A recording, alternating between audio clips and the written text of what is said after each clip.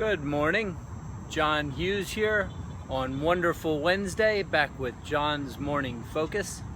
And today we continue with what I've referred to as the disease of the human condition, or the 7 deadly sins, or pagels, because it includes pride, anger, greed, gluttony, lust, envy, and sloth. We've spoken so far about pride, anger, and greed. Today we continue and talk about gluttony.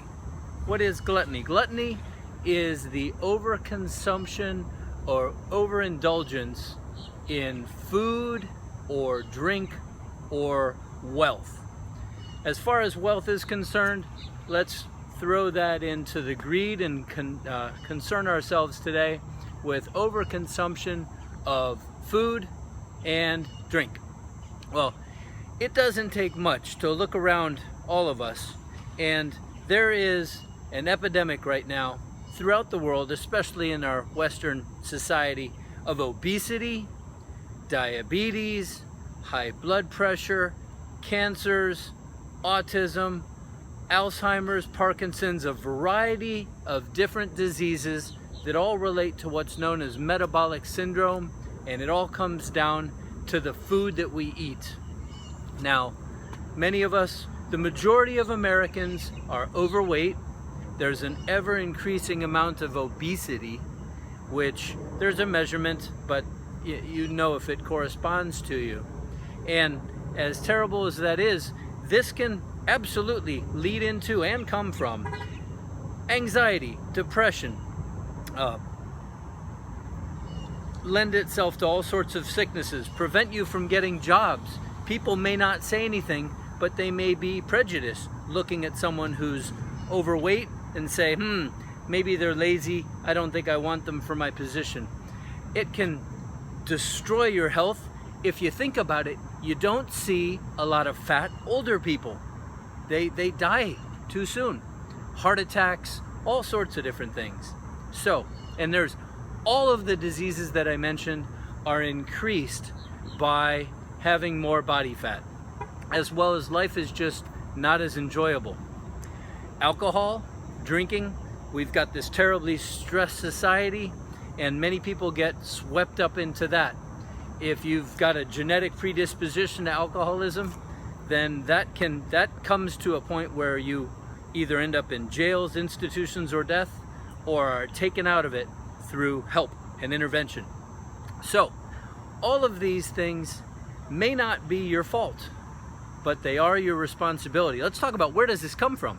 Well, for the last 100 years, the food industry, who's really the culprit here, has been doing all that it can to make food as yummy as it can, and through deceptive marketing, make you think that you need these. Now, ever since World War II, with the advent of many more women going into the workforce, they've really played on the convenience issue, and there is science, brain science and chemical science and engineering designed to have the right combination of fat, sugar, and salt in all of the processed foods that we eat to have us become basically addicted. It's so blatant that back in the 80s there was an ad by Frito-Lay that said, "Bet you can't eat just one." And they were absolutely right.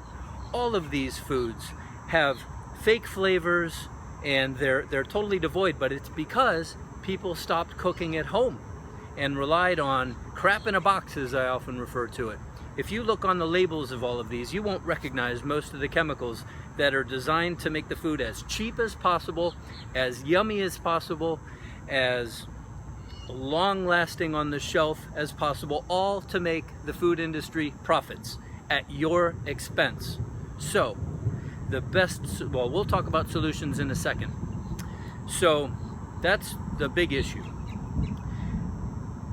The main solutions to dealing with overconsumption as caused by the food industry are, first of all, to go back to eating whole foods, the way that God put them on the planet.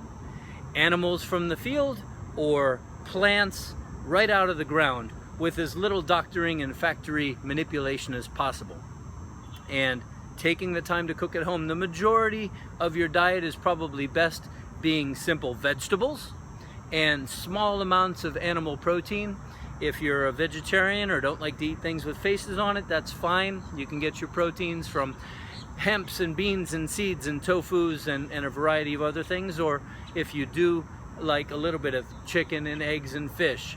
But all of these things, and ideally from an organic source, to avoid all of the fungicides, pesticides, chemicals, glyphosate, which is Roundup, that just is wreaking all kinds of havoc. And a lot of these are other good video issues. Okay, so making your own food, and stop buying the stuff out of a box, because that only makes you hungry and it's nutritionally devoid. So when you do eat it, it doesn't satisfy you, and that's why you end up eating more and more and more, and you end up just taking in too many empty calories without the nutrition, and hence we have all of these diseases and obesity. So that's solution number one to how to get over this. Solution number two is we do deal with a very stressful life. A lot of people eat emotionally. So take a look at that. And when you go to eat, are you eating just because it's dinner time and it's the clock? That's not necessary. If you're not hungry, don't eat. But if you're eating because you had a rough day at work and it's so nice to have that satisfying feeling of food, consider that. So take a look at who you're being and how you're feeling when you eat.